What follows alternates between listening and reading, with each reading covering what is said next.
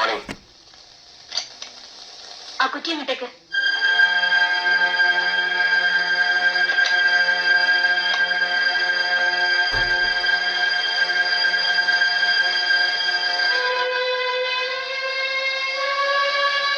മുഖവരി ഇല്ലാതെ കാര്യം നേരിട്ട് പറയാം.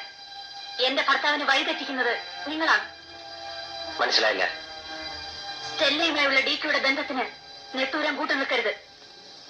അത് പറയാനാണ് ഞാൻ വിളിപ്പിച്ചത്. എന്റെ മുമ്പിൽ നിൽക്കുന്നത് ഹോം മിനിസ്റ്റർ സേതുലക്ഷ്മിയാണോ അതോ സഖാവ് സേതുവാണോ? എങ്ങനെ വേണമെങ്കിലും എടുക്കാം. ഹോം മിനിസ്റ്റർ ഓർഡർ ആണെങ്കിൽ അത് കേൾക്കാൻ നെട്ടൂരാൻ നിങ്ങളുടെ ഓർഡറിലേ അല്ല. സഖാവ് സേതുവിനെ കേൾക്കാനാണെങ്കിൽ ഒരു പഴയ സഖാവായ എനിക്ക് ചിലത് പറയാനുണ്ട്.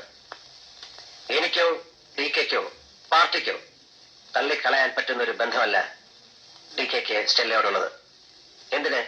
സേതുവിന് പോലും. സേതുവിനറിയാമോ, ഡി കെ ജയിലിൽ നിന്നിറങ്ങി സേതുവിനെ കെട്ടുന്നതിന് മുമ്പ് സ്റ്റെല്ലയെ കണ്ടിരുന്നെങ്കിൽ ഡി കെ സേതുവിനെ കെട്ടാൻ ഞാൻ സമ്മതിക്കില്ലായിരുന്നു. അതൊന്നും എനിക്ക് കേൾക്കണ്ട. നെട്ടൂരാൻ കൂട്ടു നിന്നില്ലെങ്കിൽ ഡി കെ ആ വീട്ടിൽ പോവില്ല.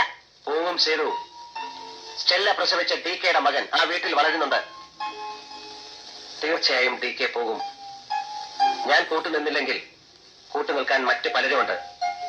അവർ ഡി കെ ഒറ്റുകൊടുക്കും. ഈ ബന്ധം നാട്ടിലറിയും. D K നാറും. കണ്ണനും ഡി കെയുടെ സുഹൃത്താണ്. ഡി കെയുടെ പോക്ക് ശരിയല്ലെന്ന് എന്നോട് വന്ന് പറയാൻ കണ്ണന് തോന്നിയല്ലോ. എന്നെയും കണ്ണനെയും ഒരുപോലെ കാണുന്നത് സേതുവിന്റെ കാഴ്ചക്ക് എന്തോ കുഴപ്പമുള്ളതുകൊണ്ടാണ്. എന്റെ കാഴ്ചക്ക് ഒരു കുഴപ്പമില്ല. ഉണ്ട്.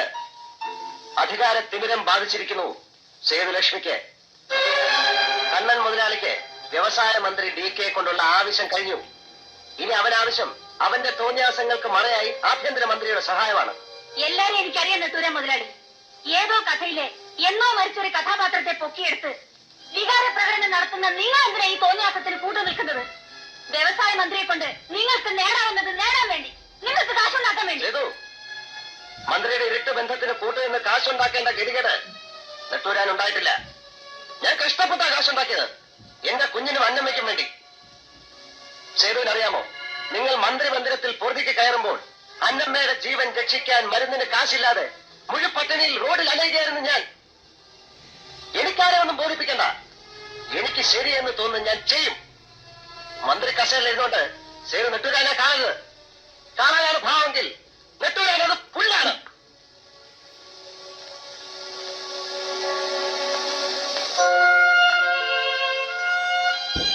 ഈ നെട്ടൂരാൻ വിളിച്ചതിൽ കൂടുതൽ മുദ്രാവാക്യങ്ങളൊന്നും സേതു വിളിച്ചിട്ടില്ല. അത് മറക്കരുത്.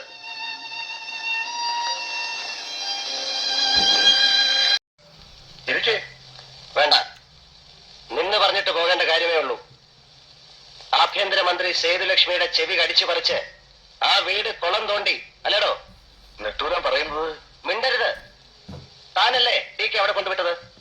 തന്നെ വിശ്വസിച്ചല്ലേ ടി കെ തന്നെയും കൂട്ടി ആ വീട്ടിൽ പോയത്? ഇങ്ങനൊരു വൃത്തികെട്ട ബന്ധമായിരുന്നു അവിടെ എനിക്കറിയില്ലായിരുന്നു.